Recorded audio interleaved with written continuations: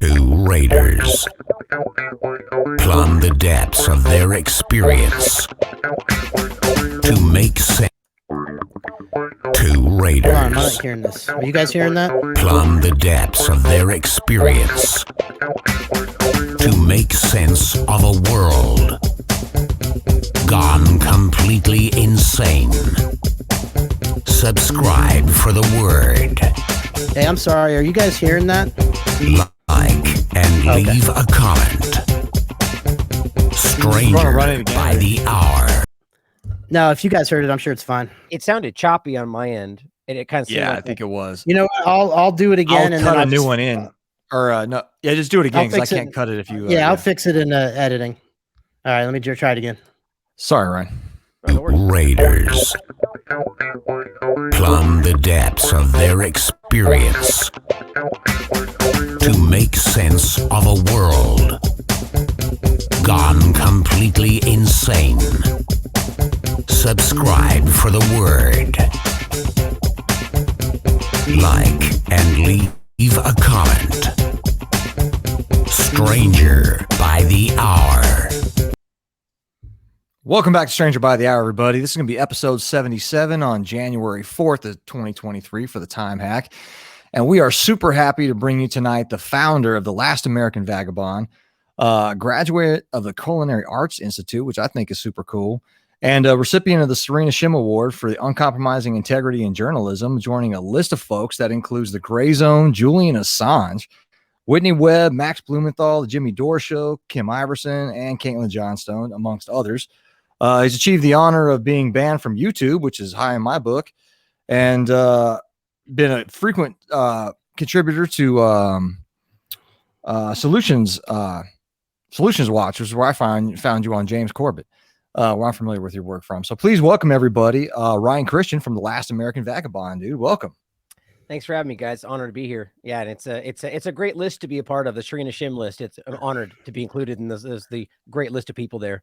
And by the way, just a small correction, it's actually the Culinary Institute of America. Yeah.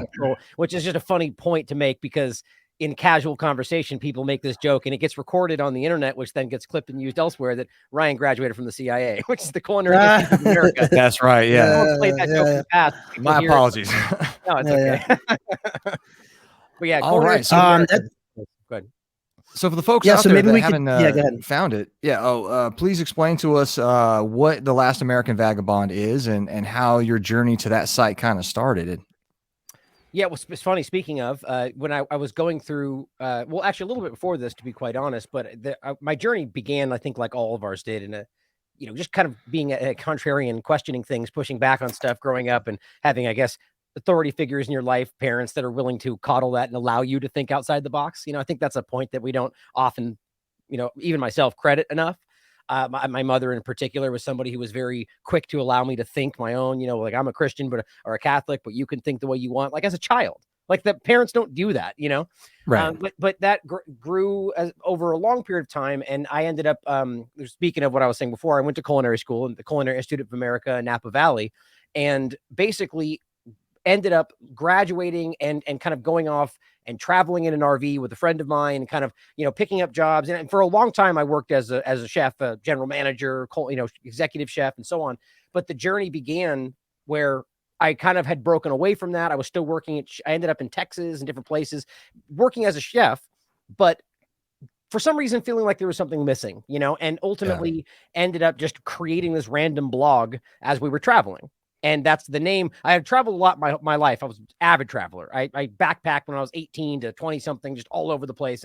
And basically he started a random blog. So I just decided to, like, it was totally random. I'd never believed it was going to become what it was today. And it actually started around cannabis law reform. And that was really what it was focused on, because that was my big awakening moment. I mean, 9/11 for me was one of them, like for a lot of people in my age group. I really kind of just was shook by that, and then realized how, being somebody who was willing to question things, even then, I very quickly saw the difference of narratives between even two main channels. And you're like, well, somebody's lying, that moment where you're like, well, how could somebody be lying about that? But then cannabis really was a big moment for me, where the more you dig into that, those that know, you realize the history around that, it's much bigger than cannabis. It's much bigger than a plant and even drug enforcement, right? There's a huge story around, just alternative uses, fuels. I mean, everything. We can go off on that forever if you guys want to. I'm super passionate about it. But that really opened that door for me into everything else, how the government plays their role. And then, so what's the government doing and why are they doing that and how that applies to foreign policy? And it just, it gets incredible. And over, long story short, it grew into something that really I'm, very proud of, the people that we work with and what we do. And it reaches everything. It's not just cannabis or law reforms, everything, anything we think people are being misinformed about, and, writers and my daily show and everything else. And I think I never expected it to be a career. That's awesome.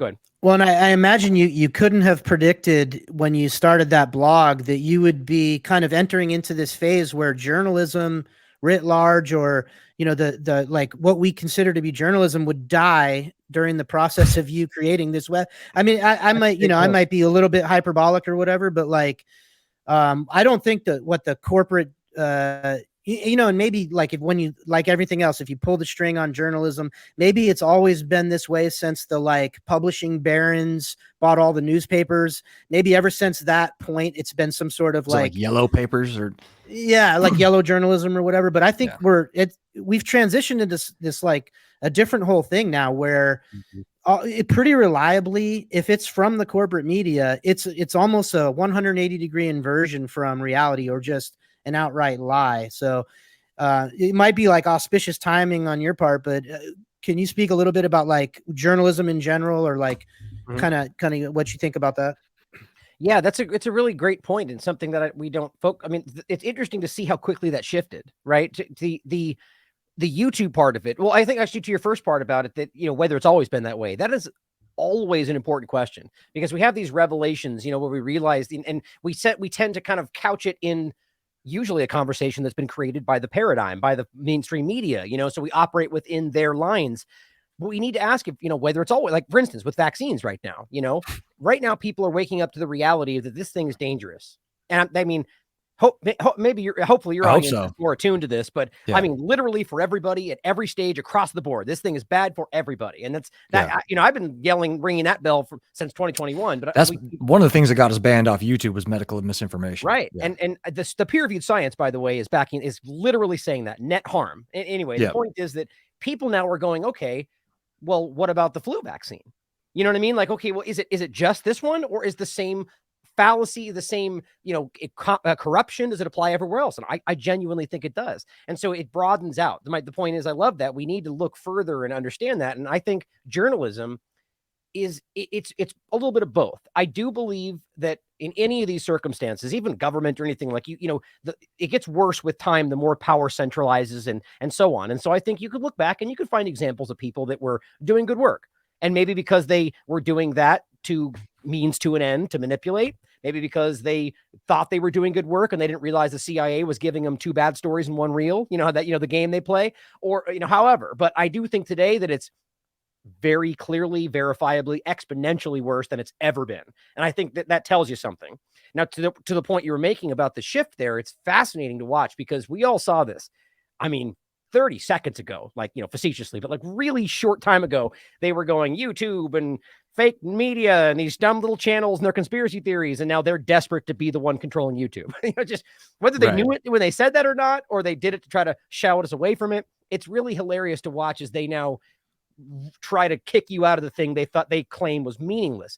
But we've seen that evolution of media in general, and whether that's print or reporting on the ground, investigative journalism, we've seen these very important movements. One of them was where pretty much all the corporate media just kind of casually and quietly stopped hiring investigative journalists, right? And that was a big moment where you go, okay, wait a minute. So they're not really pushing, they're just taking information and relaying information, right? That's ultimately what's happening.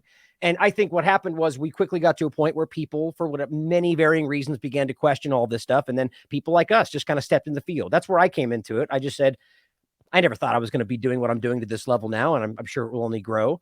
But I just said, I'm just going to do it because somebody's got to say something, right? I'm just an average guy. I'm just going to put it out there. And I think a lot of people started doing that. The momentum has been building. And now people are realizing that these people that were once unquestionable, and that goes for everything we're talking about today, are now at least allowed to be questioned. And then they start asking other questions, like we were saying in the beginning. And I think it's really blossomed. And I think we are watching the redefining of media. in general, and journalism completely. And on a side note, you can get into this if you guys want to. I genuinely think the Twitter files thing is an effort to redefine journalism in a bad way. That doesn't mean the information's wrong. I think it's all actually very important. But yeah. So real quick before we dive into that, I was gonna ask you a question. Do you think it's a common misconception amongst people? You brought up like the investigative journalism. You know, I think when people think about journalism, they think back to that time where it's like the old gumshoe. You know, it's like somebody with a notepad and a paper, almost like doing like some Columbo thing, like just going out there and snooping around factories and corporations and trying to find out the truth. Like, I'm of the opinion that is gone. Would you? And I agree with you, the fact that they're essentially just regurgitating talking points. Is that your assessment? To the first part, I would say it's far more scarce. But I would say in the corporate media, yes. I mean, okay. I think it's pretty much impossible. I mean, it's hard. There's probably some example of these people that go around and do and go through the motions, but are they actually going to the places? Like, the point is, it's all being allowed through. There's not some channel where they're following where the evidence leads, no matter where it goes, right? Like, I speak with Allison Morrow often about this, where they come to a point where they're like, I have a story, this is real, here's the facts, and they go, no, we can't talk about that. You know, and so very quickly you realize that it's control. There's no real investigation happening. It's only it's a means to an end to be able to push out talking points, as you're saying. However, someone like Derek Brose, for example, who writes for The Last American Vagabond, who's the founder of the Conscious Resistance. If you guys aren't familiar, he's somebody I highly recommend you check out. He's fantastic. He's just somebody I hold in one of the highest people I hold in the highest regard today. He is one of the people that absolutely still does that. You know, he's just did this entire story on the Mormon church, and he's been following this case. I mean, he's going to locations, he's speaking to people, he's talking in person. You know, that does still exist, but then it's been, overlap now with the digital version of this today, which you're right, though. That's what's changed most of it, is that you don't necessarily need to do that on the ground stuff, but you should, though. I think it's important to, bolster it all. But then people like Vanessa Beeley, Eva Bartlett, these are people that are on the ground in Ukraine, for example, that are on the ground, or Syria. I think, they're multiple locations. When I think Vanessa's based in Syria, but I think they're both in Ukraine covering right now. Those are real investigative journalists. They're there on the ground filming, and that still exists. It's just that people that only perceive things in the corporate media mindset, those people don't exist to them. And those are the ones I think we're trying to reach more than anybody. Aaron, you got something? Yeah, just what were you going to say about the Twitter files? Because that's grabbing a lot of attention right now. And I'm not a Musk. I'm pretty staunchly anti-transhumanist movement and stuff. My I refer to him as Leon Scum. Well, we've kind of put it out on our show that Musk is, they condition you to accept reality through their media stuff. So, like, in my opinion, I think Cody agrees, Musk is like autistic Tony Stark, right? They gave us Tony Stark in a Marvel movie so that we would know what to do with Musk. And what Musk really does is he's bringing DARPA technology to market. Like, Musk is not running those companies. He's not inventing anything, really. He's just kind of their guy for bringing this technology to market. But what do you see going on with his Twitter and these tweets? It's like, is it like a limited hangout type of thing, or like a pressure relief thing going on? Or, I mean, I think you can apply all those things to different parts of this for sure. But I think, I don't know, and I don't think anybody can know other than Elon and people involved in the inner circle, whether or not he's doing this for the reasons he says, or whether he, is completely the opposite, and it's just a great reset cutout, and it's all, which, by the way, we can all see. I mean, every marker of the great reset is completely in line with Elon says he's going to accomplish, what he wants to do, and almost exactly what he says he's going to use Twitter for: data, a digital ID, one-stop WeChat kind of overlap, everything. But the question is he doing that because he thinks it's the right thing, because he wants to profit, or because the great reset thinks, because that's what he's aligned with? I ask whether or not here's the way I pose it to people that are supportive of the Twitter files and Elon. Is like, okay, well, it could be that he is lying to you and he's part of that. It could be that he is using this to benefit himself and doesn't care at all. Or it could be that he thinks he's playing them, like going along with them, and then really he's going to, and maybe he is, but does that still mean it's not going to end up the way that you want it to? Or I think I said that wrong, but my point is that just because they're playing it doesn't mean that still might not go in that direction. Anyway, I think that Elon overall, I think it's a pretty stupid thing to trust a technocratic billionaire right now of all times in the world. I think that's silly, but that's how the left-right paradigm goes. Everybody wants a savior, right? And they just want, and more than anything, and this is important, everybody wants to win right now. Everybody wants to be like, thank God somebody's here on our side. And you know, the truth is, you guys are, I am. There's a lot of people out there that are on their side. They just want somebody in the corporate sphere conversation in the two-party paradigm, you know. But the Twitter files point of it, here's the crux of it, I think. And that's why I think it's important to explain that way first. What, you know, his intentions may not necessarily be nefarious. Either way, the Twitter files, the way it's working is, you know, first of all, there's no source material that has been released. Yeah. We're watching screenshots and text. It's problematic. Very problematic. And even early on being conflated with WikiLeaks. And I'm like, guys, that's insulting. This is nowhere near what WikiLeaks, you know, because you can actually download the files and have the full body. And HTML, right? Like, yeah, the page numbers, the context, I mean, everything, you know. And so my point is that doesn't mean this stuff should be disregarded. It doesn't mean that it's not even real. Quite honestly, it aligns with pretty much everything that I feel like I've already researched and proven, most of it. Like, for instance, the big bombshell now is that the government was influencing them to censor people. It's like, who? I mean, really? I mean, maybe that wasn't like proven, but it's like, but I do think it was proven personally. But it's just a weird thing to act like now that's a big story because somebody shared a screenshot and says they saw it. You know, Matt Taibbi or whoever else. It's completely resting on their clout. And so go ahead. You know, both Aaron and I have had our hands in creating deceptive material as part of our job, right? And one of the least trustworthy anything is digital media, right? I mean, it's imminently falsifiable digital media. So if you don't actually see the source code, and I'm a big guy, you can't verify it. I'm a big guy for chain of custody. I was actually trained by SOCOM in forensics. So it's one of those things like you need to know exactly where this came from, every single set of hands it passed through, how long it was there. Like I mean, these are things that we would have to prove to use forensics that we took off the battlefield in order to hit another target. Like somebody would want to see the chain of custody. So anybody that's just like, nah, I'm good. It's like, that means they've already made their mind up. Sure. Right. So it's like, oh, that's what I thought. I knew it. Right. So it's like it's confirmation bias. And anybody that doesn't want to believe it is already going to dismiss it because, and frankly, they have valid reasons to. I wouldn't say dismiss it, but valid reasons to go, I don't know if that's true. So ultimately allow it, basically just enshrines people's decisions they've already made. So it divides essentially. From your description, it re-energizes this ping pong, this battery, you know, this positive negative polarity thing that they harvest energy and power from all the time. So this is in the way that you described, they can put information out. Let's say I'm a anti-vax, red meat, you know, pro Elon guy or whatever. I'm going to eat that right up. I'm going to say, see, I knew it. And then let's say I'm a 4 times boosted, you know, vaccine COVIDian or whatever. I can say, no, that's clearly nonsense. Like you can't just take screen grabs and call it good. So everybody gets energized. And the most important part is everybody in the middle, which I tend to think is the majority today, maintain going, well, I don't know. Because they're objective, because they're like, well, it would maybe, and so everybody stays where they are, you know. And it's, but you made important points there. Well, before I forget, you mentioned chain of custody and accountability, and I think it's so important because that's exactly what even people supporting this are now saying. Like as of the last couple of days, think about the way this has gone.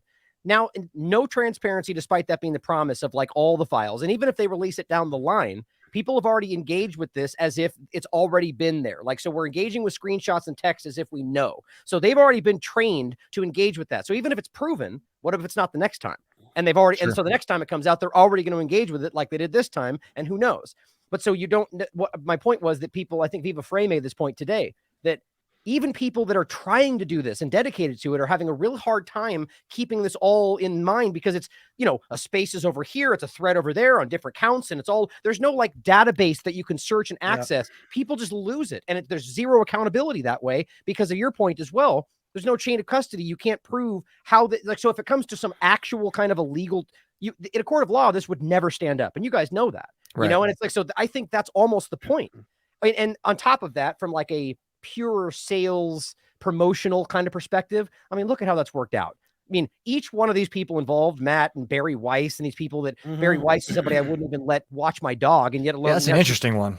Seriously. Yeah. And, Right. so, and now they each have over 1 million followers on Twitter, right? I mean, that's in today's world, that's money. That is Yeah. profit. That is reach. I mean, that's straight currency today, you know? And look what they've done with Barry Weiss and Matt Taibbi specifically. So from our training, you know, as information guys, those are conduits. Those are good, and those are good conduits specifically because selected for some reason.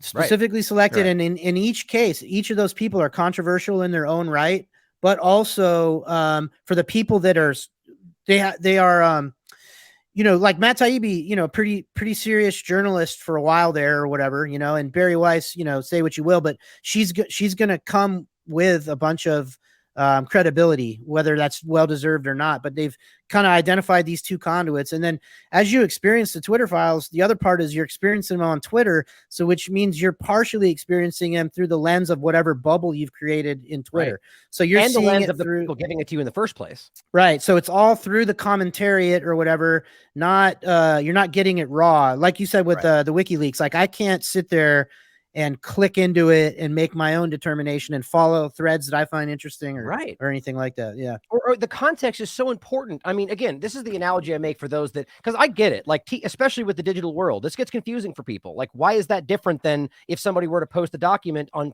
computer? It's still on a computer screen. And it's like, think about it like this, is that, you know, I've got like going old school, go analog. I've got a VHS tape at my house, right? I can put that tape in and put it on my TV and give you a screenshot of what the most important part is of that movie. And it may even really explain for you the entire context of what's going on in that movie.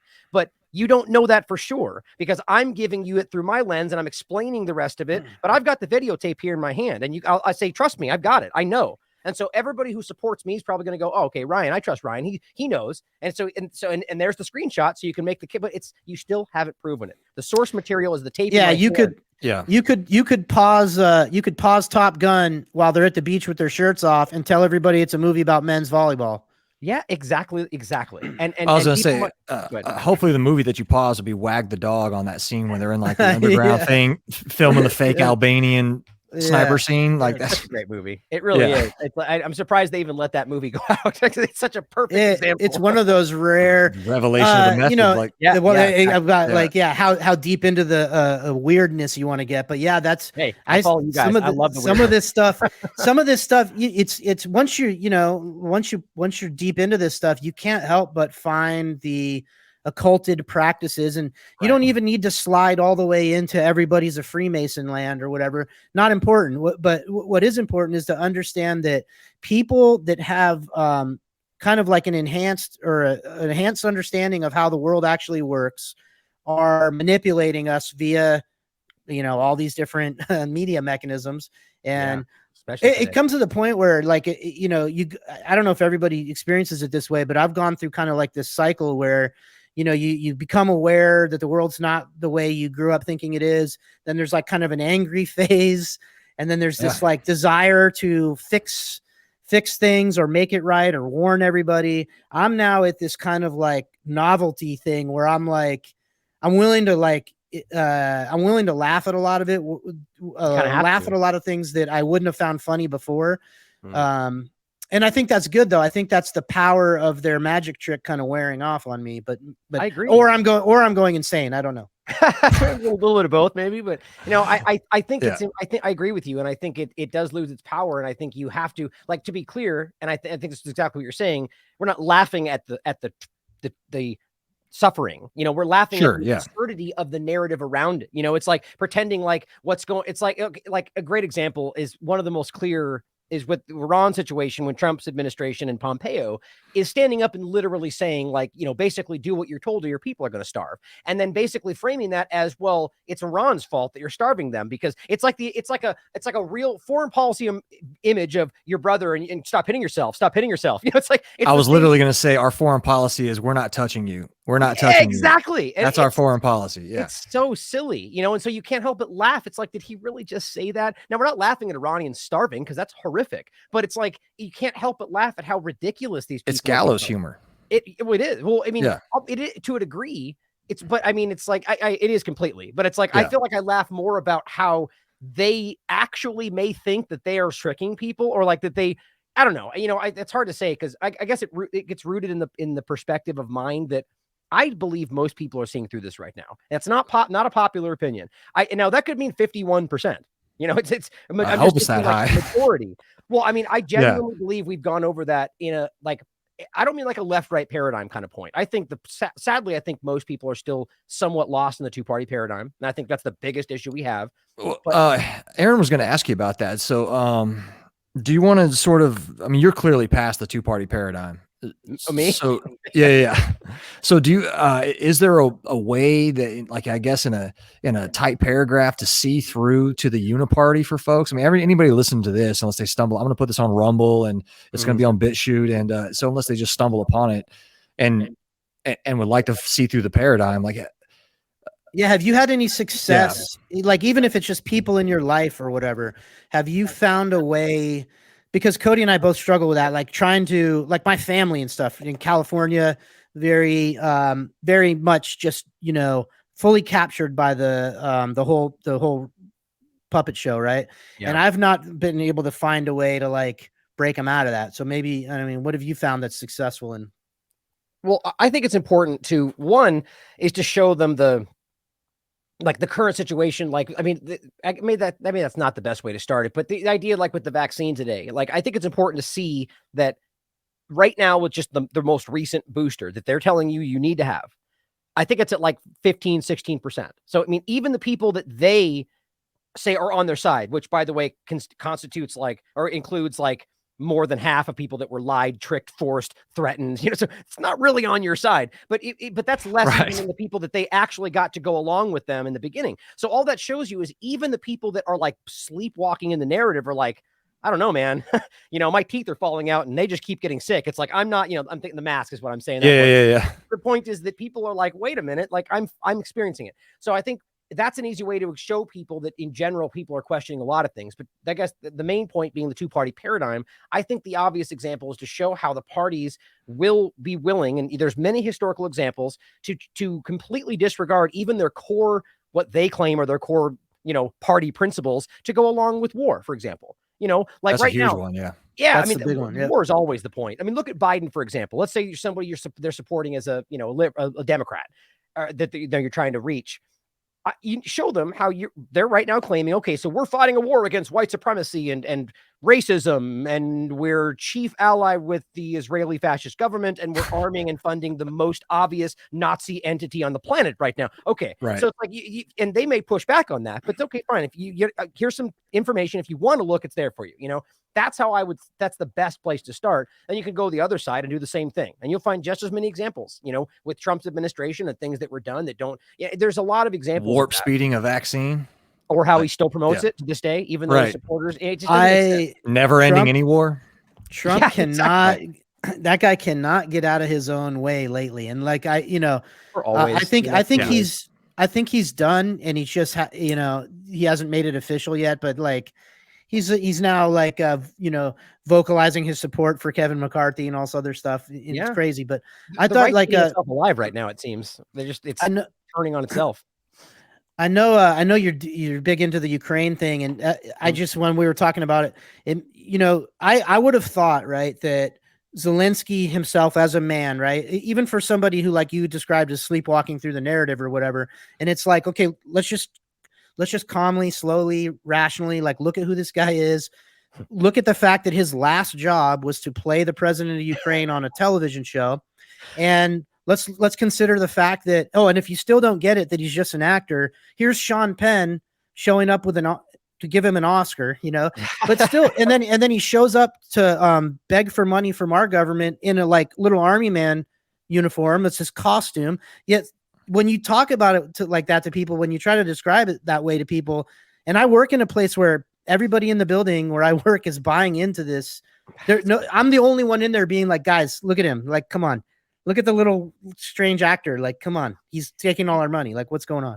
You want to know an important part to add to that people don't realize, and you can look this up on flipping Wikipedia right now, which is not that means it's true, by the way, just that it means that that's the narrative. For the last few years, I've had this sense. I'll make a point about this in a second, but I know you're going to bring it up, but what were we going to say? The Zelensky part is that, so he literally plays the president, and even the things they discussed and did in that show weirdly overlap in a lot of ways what's happening. But becomes the president, which is ridiculous. And that overlaps with all sorts of examples like Trump. But the most important part is, so he works for the TV station that ran that. Kolomoisky was the guy's name that ran that station, right? That guy is the chief funder of the Azov movement. He's I think he was at least one point a lead person of the World Jewish Congress. And the point is that all this stuff overlaps. And at the point being that the people that worked with them at that TV station, most of these people then literally became members of his cabinet. I mean, this is ridiculous. You're talking about wag the dog. It's like if the West Wing became the West Wing, basically. Exactly. Right? They're not politicians. They're producers, and they're literally running. So, I mean, it's just people. I don't know how anybody can think that makes sense. I don't think we were ever supposed to really know that. I think the whole thing kind of fell apart in Ukraine. The narrative got lost real quick. I mean, whose staff wasn't it? Obama's every one of his staff was direct appointees from Citibank or something like that. Yeah. It's not. Common. It's not Citibank specifically, but yeah, but see, even for sure, people don't know that, even Obama supporters, you show them that it's, their narrative is, he was going to change the world, but the other side wouldn't let him. It's like, okay, yeah. Isn't that convenient? Isn't that convenient? Same thing with he had to drone strike all those kids. Right. It's for freedom, The Republicans made him do it. It's the same game back and forth. Like the Trump thing's the same way. And my point with that is always, okay, well, because I come from a perspective that I think the entire thing is broken. I don't think, and this is challenging for people, but I genuinely don't think your votes translate to what we think. Agree, 100%. Yeah, that Princeton study was all about it. This is an oligarchy. Exactly. That's what I was going to show. It's important. But I think what happens though is that people, they want to believe that it's because of the bad guy other side, and that's how they keep them dividing. And my point though is always like, okay, let's just pretend what you said is true. Let's just say he was literally going to save you and everybody, and they just didn't let him. Okay, so doesn't that in its own right prove to you the system will never work? Or you're going to vote for somebody else? The sides are always going to stop each other. Right. So you have like a counterintuitive Congress. The same point. So why wouldn't we want to fix that? Why do you think voting one more person in is going to change that? It's just frustrating. Well, the mythology surrounding voting is so pervasive and strong. Like when you tell people stuff like, hey, I would be embarrassed if somebody accused me of voting, they get, very on their haunches about it. And it's my duty and all these other things. And it's like, no, my duty is actually to withdraw my consent from this thing that is criminal, that it's, the patriotic thing to do would be to vocalize your, and again, like from us being in the circles we run with, like the career military guys, and it's not when we talk about duty and stuff, I get real weirded out. I'm like, no, okay, I did the duty thing, and that caused me to go traveling around the world killing teenagers for bankers. So I'm pushing pause on that. And I'm going to consider what my duty actually is, and that's to use my discernment and to the degree to which we're able to discern reality better than other people. Then we should be warning people in whichever way we can. Absolutely. Well, Brian, that was going to lead to one of the questions I had for you was, you've been doing this for a long time, and have you created or do you have a process to assess truth from bullshit? Right. Do you have an official process you go through when you're dealing with information? Like for me, I say that I use deductive reasoning. My main truth finding tool is deductive reasoning, and then I follow that up with probability assessment. So just for the Department of Defense. In the name, it says Department of Defense. Well, let's just do some deductive reasoning here. Like, what the hell are they defending? Like, they're not allowed to defend the southern border for some unknown reason, and we're attacking the entire planet. So it's not pure deductive reasoning. It's not the Department of Defense. So what is it actually doing? So do you have an official process?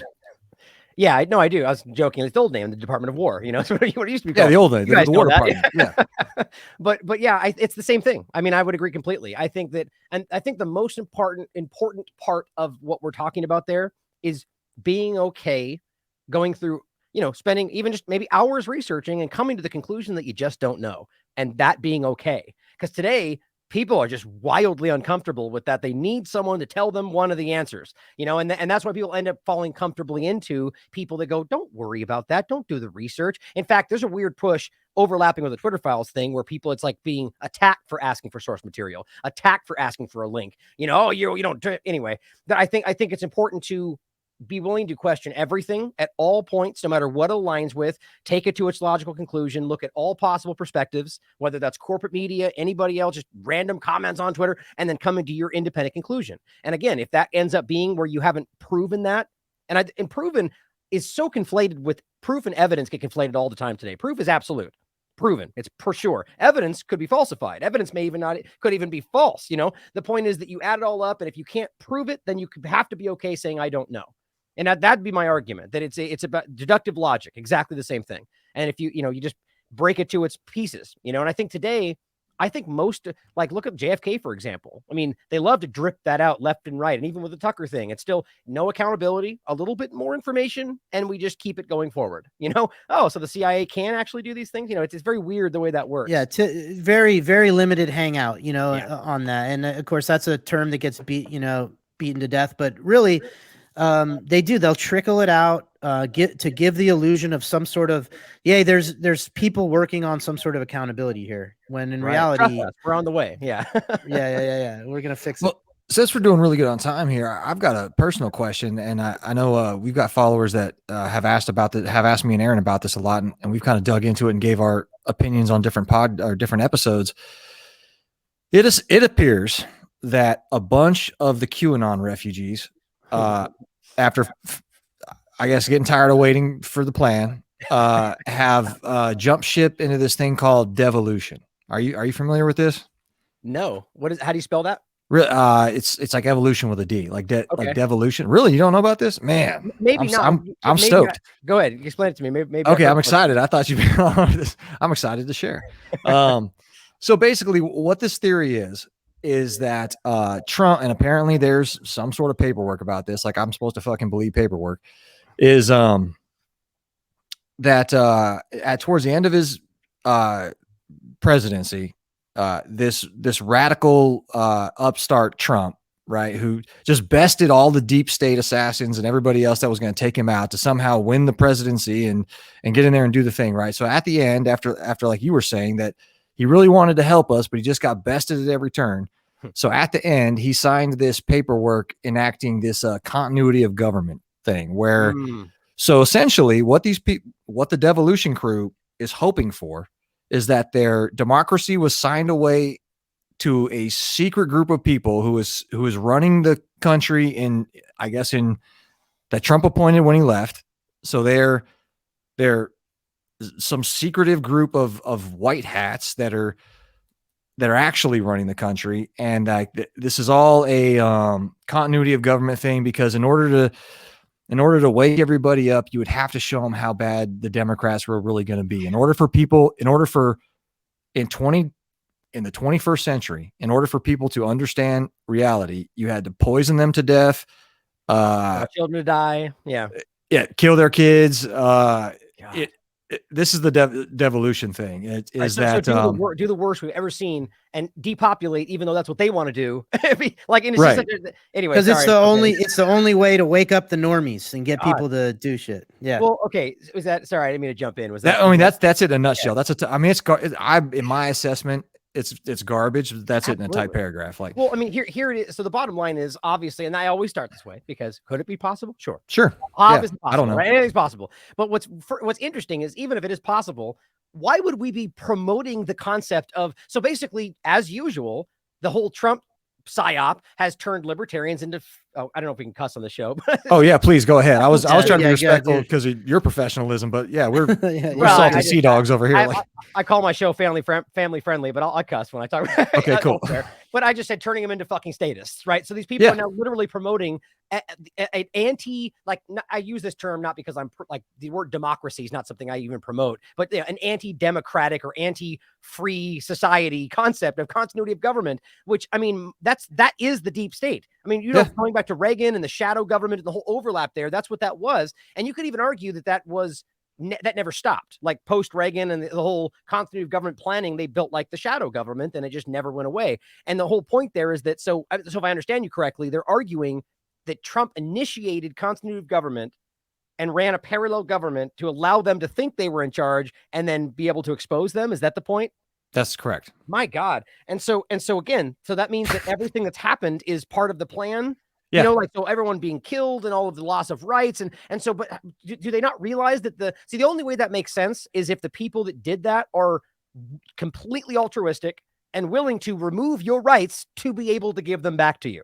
Like, that's just this. It's which has never happened in because they always give in rights human back, history. right? Yeah, which has never happened in the course. Never of human happened history. in human unless that I'm aware of. Like, I just feel really bad for people that are, look, I get it. Same point before. They want to win. They want to believe their people on their side, and it's sad because I don't know how you can just literally that is faith. That's a religion. You have nothing to back that up except narrative. And they say paperwork and so on, but it's like, how are you going to argue that all of this? I don't know. Like, what I would end with too is I would say, if that's the case, and genuinely speaking, these people are actually doing this because they're truly removing the worst of the worst, and all they want is to create a free society where everybody's happy. Well, let's hope so.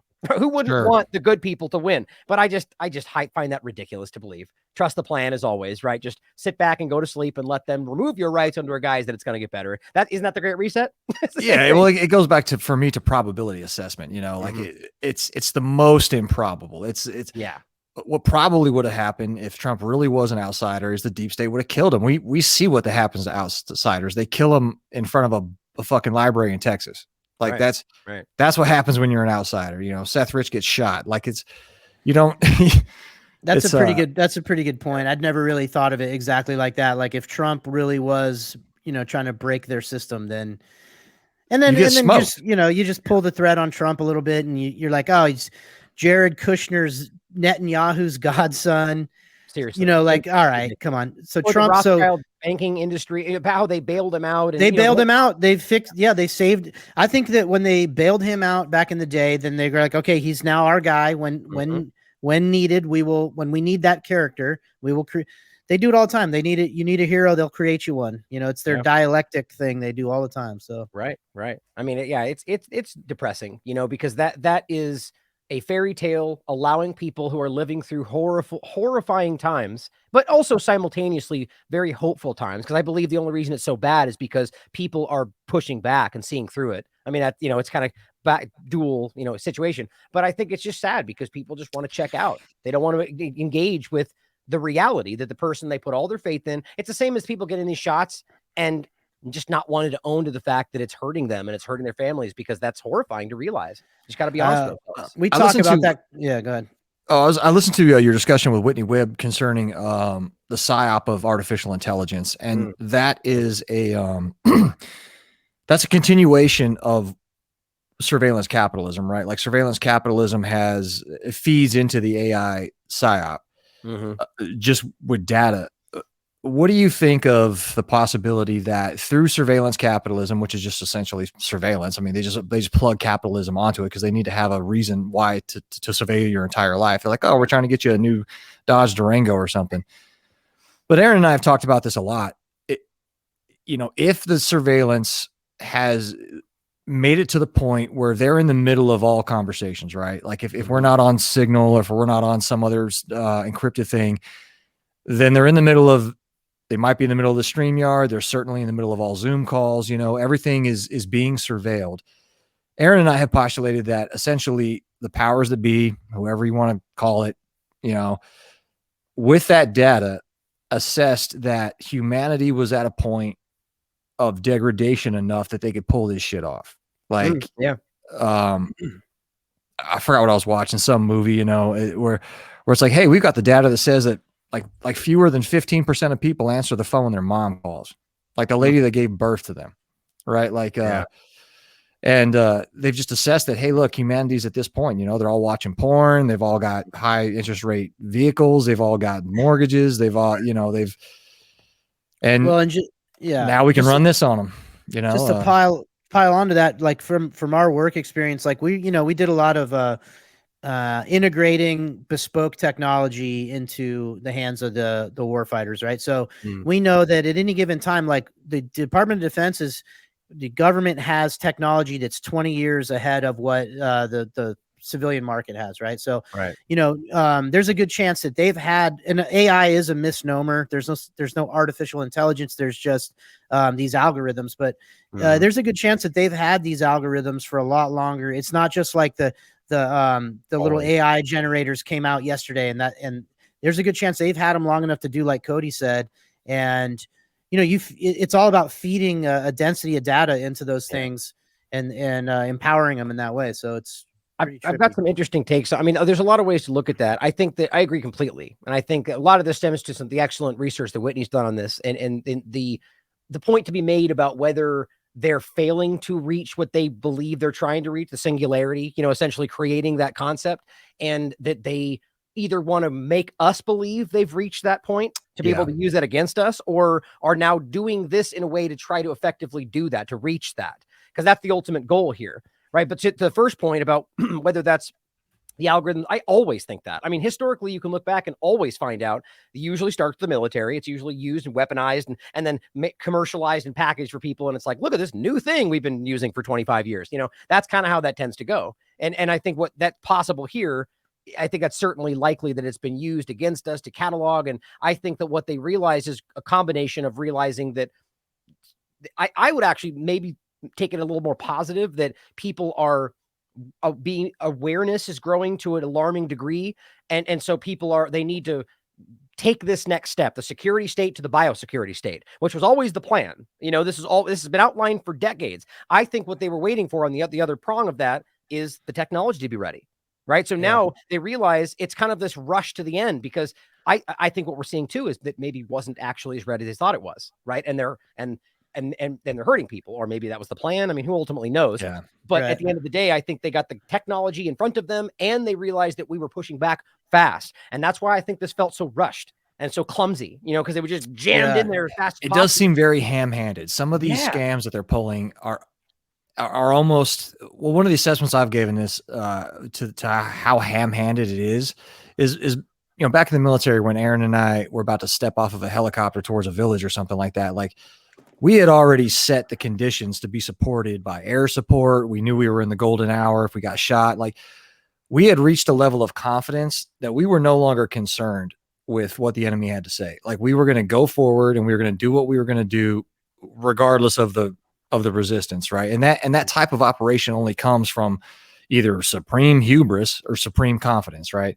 Mm-hmm. Like when you set conditions is one of our terms, right? We're always attempting to set conditions for the next phase of our operation, right? So that was mainly one of my concerns when I saw all this ham-handedness, was like, man, have they set so many conditions that they don't even care anymore? They're just like, yeah, this retard is your president, that crook is the vice president, this stuttering stroke victim is now this mayor. Like, it's clown world out there, and to me, it's are they secure enough in what they think they have planned that they can just let clown world run? Or is that even part of the psychological operation, is to demoralize you? You know, all of it, maybe. I think it's hard to know for sure, but I think what we can see is that, it's possible that was done, and it's so transparent just because it doesn't matter anymore. That could be possible. But I do think part of it is that it was, that we can see, I find it really hard to believe that everything that's happened was all on purpose. There's a lot of things you really didn't work in any way for what they're trying to accomplish for their foreign policy, and but not all of it. But so I think it's kind of a mixed bag, and I think that there was a lot of kind of guessing their way out of a problem, and it didn't work, and doubling down, tripling down, and forcing and threatening, and it just got out of control. And I think they're doing improv. Exactly. It's like improv, like yes, and like, okay, this happened. All right, how are we gonna use it to make improv? But they still have their, as I jokingly always put it, their 1, 2, 3 playbook, which is what they always seem to do. A protest, they shot protesters. Now we got to go into hell. What the same thing they always do. And I think this is they still operate from that book, and you can always see the outlines. But you're right, they are in uncharted territory here, and they're kind of, I think that's what we're seeing. If I had to guess, but who ultimately knows? But I think what's important to point out is the artificial intelligence aspect of this. There's a really alarming overlap that I don't think we get enough talk about, which is the nanotechnology part of this. And that's the developing aspect. One of the key parts of what's going on in the Great Reset kind of direction, the bioeconomy Biden wrote about, is whether or not this is already being used and has been smart dust technology. That, I mean, I think it was like something like the 10th or 30th slice of a piece of paper that's been out in existence since 2011 or before, as far as I can tell. So it's like that. I find it really hard to believe it hasn't already been used. And what does that mean if it's smart dust? And then to take it a further point is whether or not that is being used to reach or whether rather the injection is part of this kind of vehicle in order to do this on a mass scale to then be able to, I don't know what, mesh the nanotechnology and do something to kind of, what's the right word? Well, I mean, one of our theorizing, first by the way, episodes one of our first episodes that got yanked, if I remember correctly. No, I think it was the second one. Was Aaron and I were talking about graphene.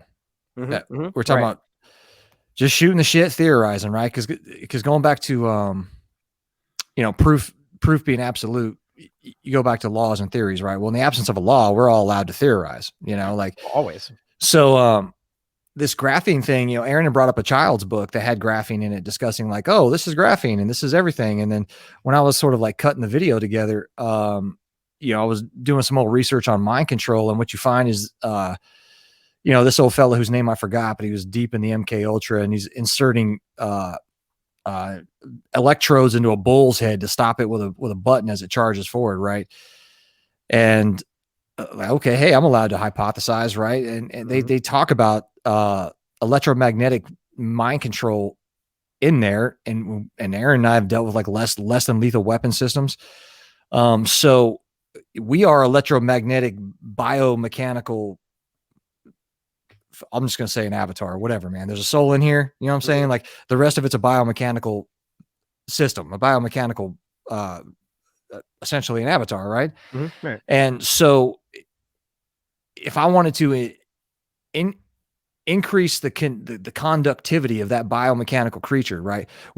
Aaron and I have fucked with electronics that are so sensitive that you like wave your hand across it and it'll turn it off, right? Like it's you start dealing with transistors and things of MOSFETs, these things, they're touch sensitive, whatever.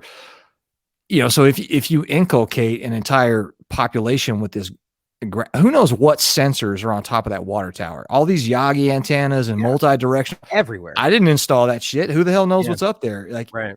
Is it just a low key tracking system? I mean, this is all what if zone. We're all postulating, but who knows, right? Yeah. Well, I mean, see, that's the first place to start for sure. But I would argue with what's already ubiquitous in the world, that's unnecessary. That's superfluous, right? We've already all got phones, and one more point that I'm glad that kind of circled back to with that right there is that we talked about tracking in general, but I've seen viable research and discussions from experts about the concept of Wi-Fi in general, with how ubiquitous it is. Yeah. That you don't need even the phone anymore, that you can literally use the signals themselves to essentially pick up on verbal communications and things that like can travel on the signal itself. Like it sounds like I don't know if this is actually viable or not, but people are talking about this as a way to be like if there's Wi-Fi where you are, they could essentially use this to kind of listen to what you're saying, like a long distance. It's very interesting. And I'm like, well, that's horrifying, because that means literally everywhere all the time, whether or not there's electronics. That's just one thought out there. But to that point, I would say it goes further than that it's more than tracking. I think this comes down to something much more nefarious and long-term, if that's what we're dealing with. To your point about graphene, it's one of those topics that got weirdly pushed back on in a really aggressive way, crazy conspiracy theory, despite the fact that you can show, I mean, I found 15 plus peer-reviewed studies pre-COVID that are all shouting the glory, the promise of graphene in injections for delivery of vaccination. And yet it's conspiracy theory. It's very weird. So whether or not it's in the injection, that's debatable. But I've seen some pretty compelling research that seems to suggest there's something like that and so on. Japanese study found metallic, all sorts of weird things. But I think what's really concerning, going back to what I was saying, is that if that's the case, whether it's graphene or even just the nanotechnology of some other kind, we know that there's lipid nanoparticles in there. That's not nanobots. It's nanotechnology, but what else could be involved in that, right? So what I'm concerned about is going back to people like Charles Lieber. You remember Charles Lieber from the beginning of all this, the guy who got arrested? He worked at Harvard. It was 2020, I think. He got arrested, and along with a couple of Chinese people that were trying to bring genetic. That's right. I forgot all about that. They had biomaterial, in his sock. It was from Beth Israel Hospital, and they were trying to bring it to China. Charles Lieber was the leading scientist on the planet, and still is, on nanotechnology, specifically virus-sized transistors. He was in 2011. Swear to God, I just did a segment on this.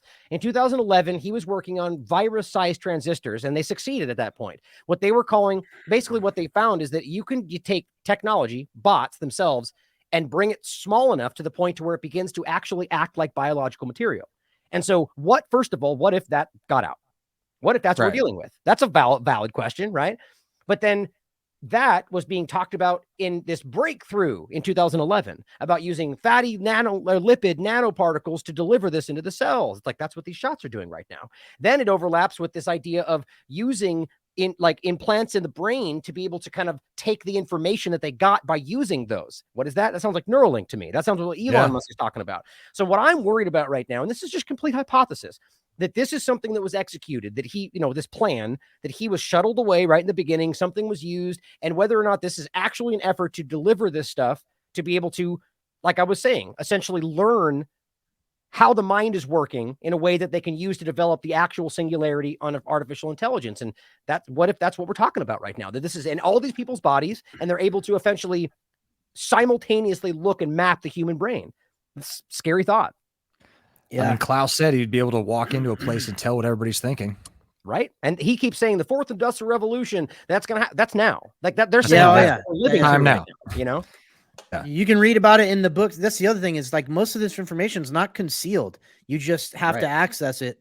But what conceals it is everybody's cognitive dissonance. Like it bounces right off most people.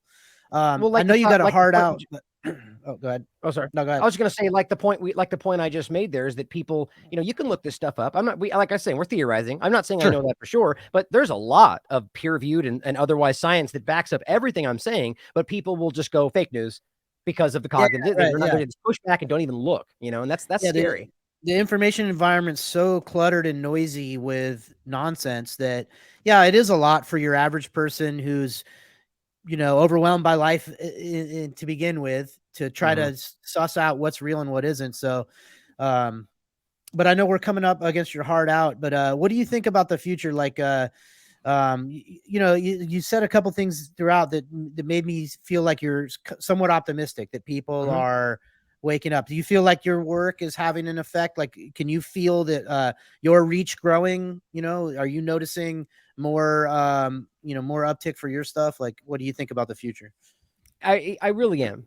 I mean, completely, absolutely, yes, full stop, right? I really do believe that. I feel like we are making, and not just the Last American Vagabond, what you're doing, what the independent media is doing. I feel like what we started off talking about. Like, it's not the journalism and media is not being redefined because they want it to be, right? We're doing that, and they're just trying to catch up and bastardize it in their own way. I think we are making a huge difference, and I think that's one of the reasons this is happening. It's sort of the whole darkest before the dawn analogy, right? And I could be wrong. I think it's whether or not I'm wrong. I think we all agree that even if I knew that we were never going to succeed, I'm still going to fight. That's just who I am, right? Yeah. Aaron and I have talked about that before. Even if all the dark shit is true, the worst of it, whatever the conspiracy is, pick your worst one. Even if that is true, how are you going to act? Like, how do you want to meet your maker? You want to meet him with a smile on your face, or you want to grovel for 5 extra minutes? Right. Right. I'm not just going to sit down and be like, oh, well, I'm going to fight to the end. That's who I am, and so that's what I think people are starting to see that. They're starting to stand up. And I think that's why it's becoming so dark and negative. And, because that can't be allowed. The power structure cannot allow a free thinking society that will choose what they want as opposed to what they're being told. And I also think specifically, and I'm proud to say this, that I genuinely believe the Last American Vagabond made a difference, if maybe the difference in what happened over this process. And I think that because of the people that were worked with the work that we put out from 2020 to this point, Whitney Webb, Derek Bros, Taylor Hudak had some of the most, her interview with Thomas Bender went viral. It went, of course, unfortunately, and this is the way these tend to work, somebody took a clip of it that went viral and went around the world and back, and they didn't even know that it was our work until we had to but the point is that it went around and people are seeing this stuff. And it just makes me very positive to realize that. And I think that, in this new year of 2023, it's just like, we just need to take the wins where we can. And I don't mean the fake wins, wanting to find a win in the QAnon stuff. It's like the wins that we know we've had, that we have stopped this. People are waking up and they're stopping the shots, and they're, the Ukraine discussion has been, think about how ridiculous the Ukraine conversation is.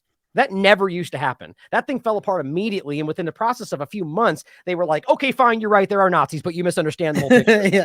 But they're the Nazis the ADL likes. Seriously, right? It's so ADL approved Nazis. Amazing. Yeah, it's insane. But unfortunately, I do have to get out of here pretty soon. Man. I wanted to say this clip though, since we brought it up and we kind of played it. Oh yeah. Yeah, hit it. You want me to play? Okay, if you got a second, I'll play. I can finish it. Everything I learned as a kid about how America's government. I just want to say before we play it, for those to reference it to the context. So this is an old clip. And I don't even remember what the represent us or the groups. I'm not supporting the groups, or I forget what they're even about. The clip and the video is about a study done by Princeton, as you said you saw, Cody, right? You've talked about it in the past, and this study is very important because it shows you by an Ivy League school that they're breaking down the fact that mathematically your vote doesn't matter. Literally doesn't matter. And this has been out for so long, and that the lobbyists and the money are what absolutely change everything. And all I'm saying is that if this is the case, which it clearly is, and we've proven this with the past few elections in general, why would we continue to go in and make the same choice, right? My point is that if you continue to engage in, or the only way not to lose a rigged game is not to play. That doesn't mean engaging politically. I'm talking about the game of voting. I argue that you have far more influence over the political outcome by simply being politically active in every other way than just standing up and putting a checkbox out there. That's my personal. I'll reinforce what you just said before we hit play on that, is that you can flip a coin a million times, right? And it's going to land left or right, left or right, left or right. And it's just going to lay there flat. And there's really no magic of those two things laying there flat. But maybe on the millionth and first time, that thing is going to land on the edge. Like, that's the rarest form of choice, is that upright edge where you're not a slave to the left and you're not a slave to the right. I'm not sure where I was going with that because I got TBI, but there it is. There's a movie where that happens, and I can't remember what that was, where the whole movie is trying to flip a coin and it lands on the thing. I forget what that is. Anyway. All right, here we go. All right, this is important. This is completely wrong. But I had no idea how bad things actually were until I saw this one graph. Researchers at Princeton University looked at more than 20 years worth of data to answer a pretty simple question. Does the government represent the people? Now, this is what they found.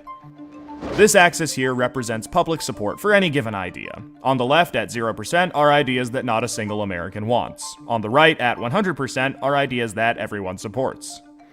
This axis represents the likelihood of Congress passing a law that reflects any of these ideas, from a 0 to a 100% chance. On this graph, an ideal republic would look like this. If 50% of the public supports an idea, there's a 50% chance of it becoming law. If 80% of us support something, there's an 80% chance.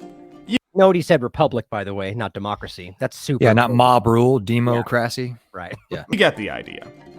Now, most Americans would probably agree that, with a few exceptions, we should be as close to this ideal as possible. Unfortunately, the way America actually works doesn't even come close. Take an idea that nobody supports, literally nobody, and it has about a 30% chance of becoming federal law. Now, take an incredibly popular idea, the most popular idea this country has ever seen, and there's also about a 30% chance of it becoming law. This means that the number of American voters for or against any idea has no impact on the likelihood that Congress will make it law. Put another way, and I'm just going to quote the Princeton study directly here, the preferences of the average American appear to have only a minuscule, near zero, statistically non-significant impact upon public policy. So if you've ever felt like your opinion doesn't matter and that the government doesn't really care what you think, well, you're right. But there's a catch. This flat line only accounts for the bottom 90% of income earners in America. Economic elites, business interests, people who can afford lobbyists, they get their own line. Look at how much closer their line is to the ideal. When they want something, the government is much more likely to do it. And when they don't, they have the power to completely block it from happening, no matter how much the rest of the country supports it. They get what they want, and guess who ends up paying for it? We do.